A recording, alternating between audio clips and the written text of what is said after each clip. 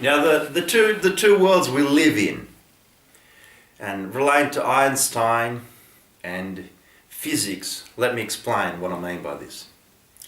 Now, Einstein's law,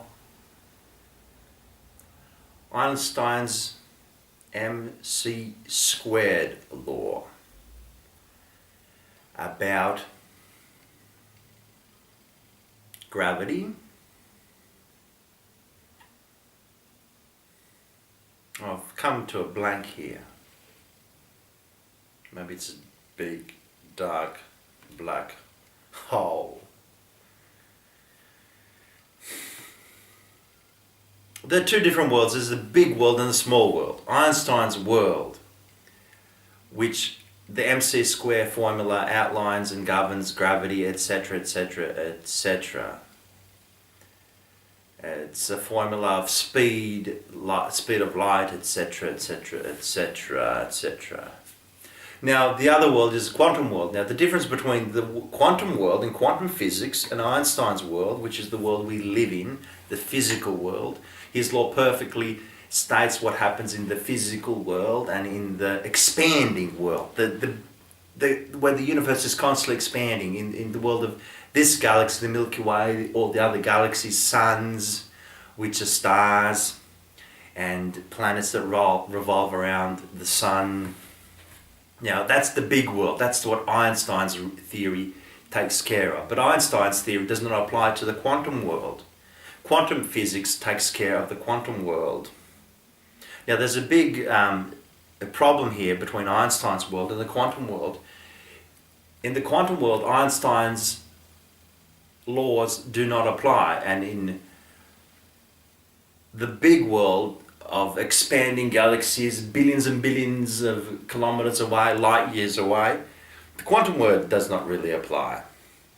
And where the quantum world and Einstein world merge in current thinking is black hole theory, which makes Einstein's law crazy and the quantum laws crazy too. So we don't have something that correlates together finally between small things and big things.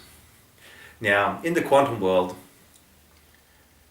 the basic theory is things that are unlikely happen more often. Things that are impossible keep on happening. Now, in this world, things that are impossible don't happen.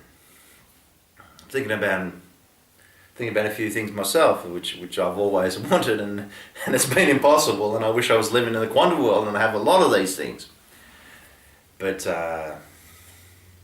Einstein was a very, very smart man, but see, even his laws do not apply to black hole theory and the quantum world. Now, in the quantum world, electrons, protons, neutrons, they become invisible and pop out somewhere else, in that sphere, in the atom. Now, let's say the universe was the atom. That would mean a human being could travel from this side of the universe to the other side of the universe billions and billions years away. But if we relate this relatively, an atom is so big, so an invisible jump from here to there would take a certain amount of time.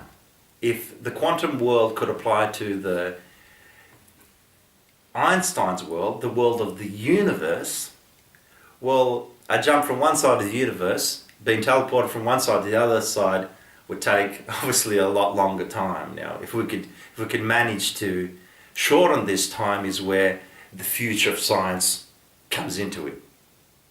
So things like the TARDIS, Doctor Who, wormholes, black holes, all sorts of holes apply. I've been thinking sometimes if I was Star Trekking across the universe, it'd be quite fun, because I mean, unpredictability is the spice of life, and if you can tame that unpredictability with a bit of your own character, a bit of fortitude, you're going to have a happy life. Now, when we're kids, things are different. We sort of see things through a kaleidoscope, or rose-coloured glasses, so to speak. When you grow older, things get a bit dull, so when you're a kid, you're happy with a small thing. My mother bought my little niece a ballerina dress, and she was over the top, over the moon with this ballerina dress, and she said, Baba, that makes me so happy. Now, when she grows up, I'm applying it to myself and most of you other people that live here, we want other things to amuse us, or we want to know the deeper things in life. And sometimes we have a problem correlating that to the way we feel and we behave, and the thoughts we have, the things we do, the shows we watch.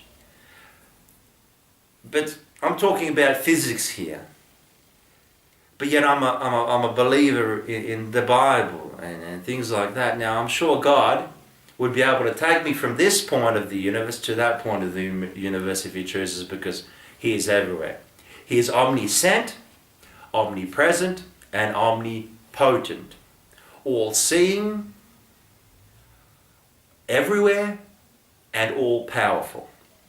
Now, would you rather believe in the secret, or would you rather believe in God? Would you rather have your hands in what your silly own little mind concocts, or would you put your hands into the hands of the Creator who created you?